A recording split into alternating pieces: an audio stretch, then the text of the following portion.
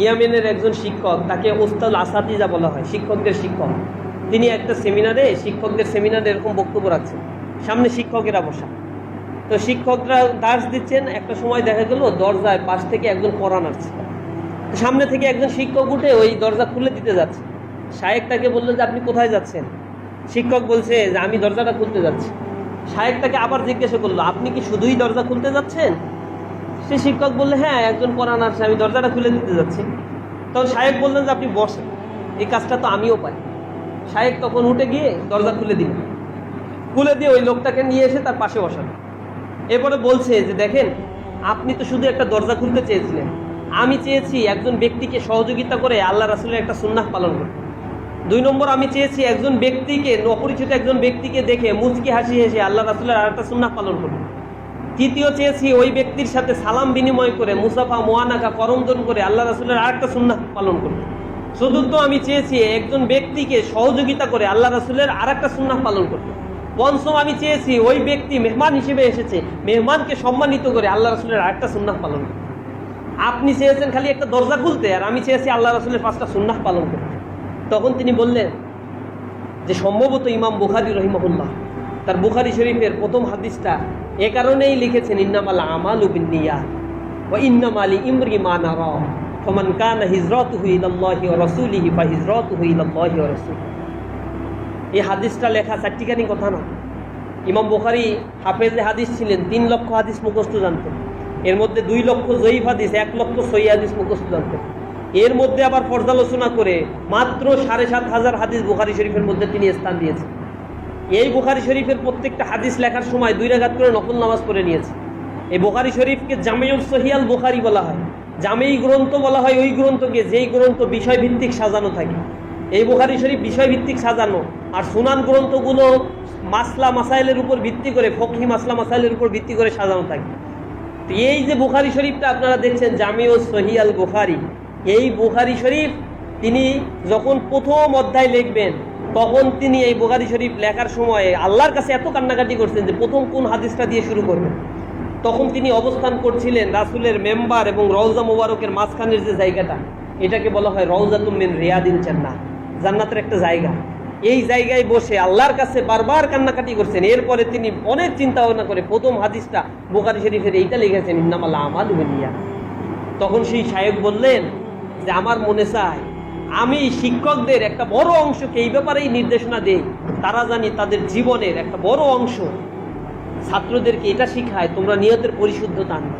কারণ নিয়তের পরিশুদ্ধতা ছাড়া কখনোই কোনো আমল আল্লাহ রাব্বুল আলামিনের দরবারে কবুল হবে না। বাস্তবতাও কিন্তু এরকম। আমাদের যে কাজই করি, আপনি লেখাপড়া করছেন আল্লাহ সন্তুষ্টির জন্য, আপনার একটা ক্যারিয়ার হবে, আপনার বাবা মাকে খুশি করা এটা হারাম, আপনার স্ত্রী পরিবার পরিজন সন্তুষ্ট হবে এটা হারাম, আপনার বড় একটা বাড়ি হবে, গাড়ি হবে, দুনিয়াতে অনেক ভোগ বিলাস যৌনসতা থাকবে, এই চিন্তা করা সম্পূর্ণ হারাম। এটা স্পষ্ট শিরকের আলামত। আপনি নিয়ত করতে হবে আমি যে ক্যারিয়ার করব, এই ক্যারিয়ারের এই জায়গায় যদি আমি যেতে পারি, আল্লাহর সন্তুষ্টি অর্জনের জন্য আমার এই ক্যারিয়ারটা হবে। আমি যেই জায়গায় যাব সেই জায়গায় গিয়ে আল্লাহর গোলাম হয়ে কাজ করব, আল্লাহর বরত্বকে ঘোষণা করার জন্য আমি সেইখানে কাজ করব। এই জন্যই আমি আমার ক্যারিয়ার তৈরি করব। দুর্ভাগ্য হলো আমাদের জনশক্তি ভাইরা এটা বুঝতে পারে না, যার ফলে ভালো ক্যারিয়ার হইলেও বিসিএস ক্যাডার হয়ে যায়। আর বলে আমার সাথে আর দেখা করো না, চাকরি থাকবে না। আরে বুঝো তো, এখন যদি এটা করি তাহলে এই চাকরি বাকরি কি হবে? তখন চাকরি হয়ে যায় তার রিজিকের মালিক, তখন আর তার রিজিকের মালিক আর কিছু থাকে না।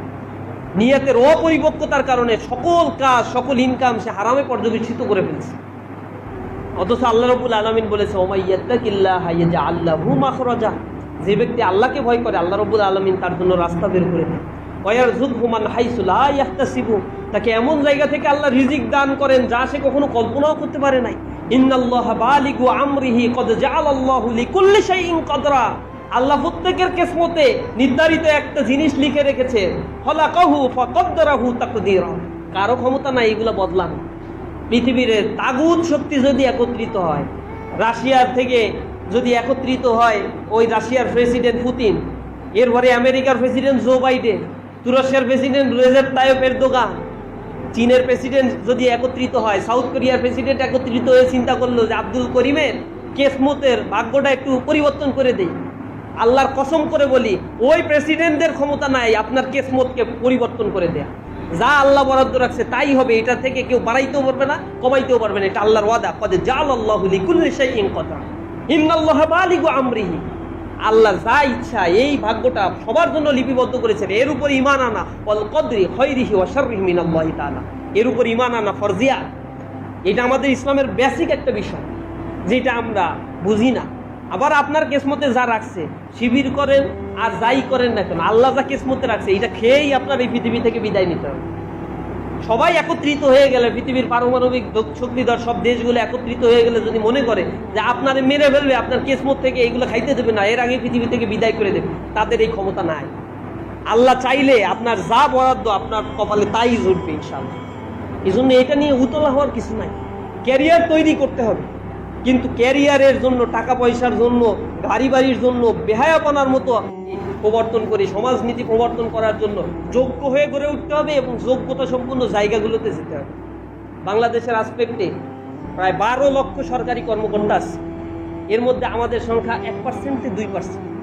কোথায় 99% দাঁড়াইলে যা হয়, আর আপনি 98% দাঁড়াবে এক পাশে, আর আপনি 2% দাঁড়াবেন এক পাশে, পারবে? এই জন্য আমাদের ভাইয়েরা কথাও বলতে পারে না।